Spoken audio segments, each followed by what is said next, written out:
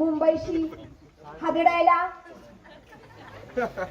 आहा, माझ्या भावाचा बर्थडे आहे आणि तो किती दिवसांनी येतोय आज. पण काय ग, तू एकदम नट्टापट्टा करून एकदम हिरोईन सारखी दिसते. ईश, काही अराज.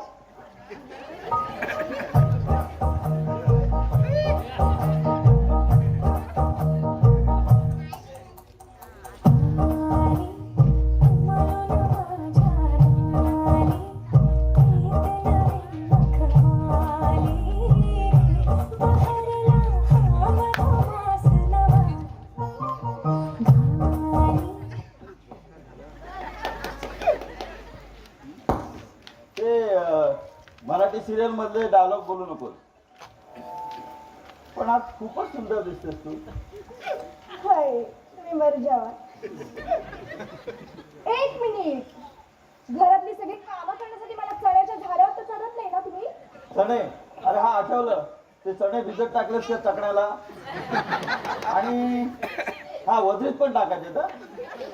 तरीच मला वाटलं चष्मा नाही तर तुम्हाला मी एवढी सुंदर दिसते तरी कशी. यांच्या चकण्याची तयारी करा. मटण, मुंडी, पाय, वजरी बनवा. शिक. अगं घे एक दिवस त्रास माझ्या भावासाठी. आणि काय ग, तू जर त्रास घेतलास ना तर पाखाडीच्या पूजेला मी नवीन साडी घेईन तुला. अगं खरं, पोस्टाला ड्रेस पण घ्या नाही. हा भावाचा बर्थडे खूपच महागात पडणार वाटते. हो तर तुमचा भाऊ मुंबईशी येणार, खाणार पिणार, कोकम, नारळ, तांदूळ, सोडे, सुकट सगळी पार्सल घेऊन जाणार. आणि मुंबईवरून येताना तुम्हाला आणणार काय? तर चोर बाजारातला हा बरमुडा. असू दे, मी तुला फिरायला घेऊन जातो गोव्याला. नक्की काय म्हणालात? गोवा की रोहा? लग्नानंतर बोलला होतात फिरायला जाऊ आपण सिंगापूरला, आणि नेलात कुठे? शनी शिंगणापूरला.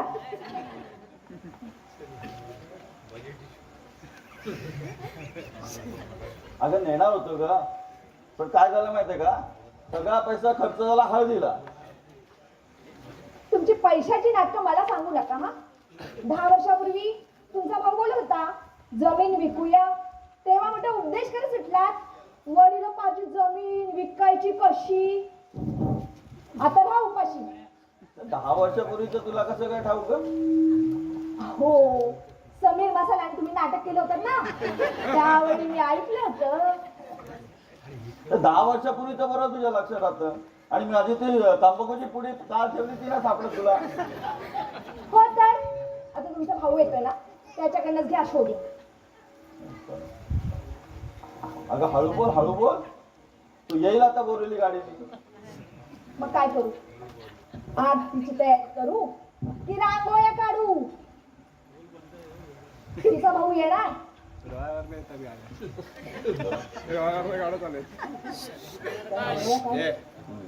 तुमची 10 वर्षाची नाटकं आता नको.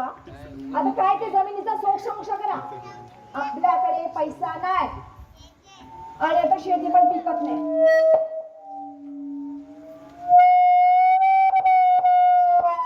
दादा, वहिनी. अय्या भाऊजी, आलात तुम्ही? या बसा.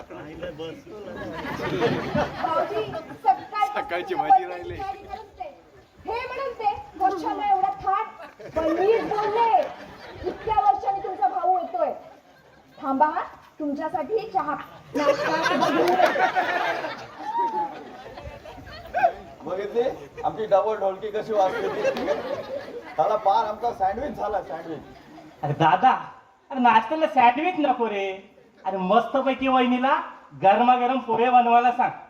वरती कुवर बायाची 0 नंबरची शेव पण टाकून देतो. मस्तच भारी. बरं ते जाऊ. तुझा प्रवास कसा झाला? खूप दिवसांनी आलास तू. करोना झाल्यानंतर प्रथमच येतोय. अरे ते प्रवासाचं काय विचारू नको रे.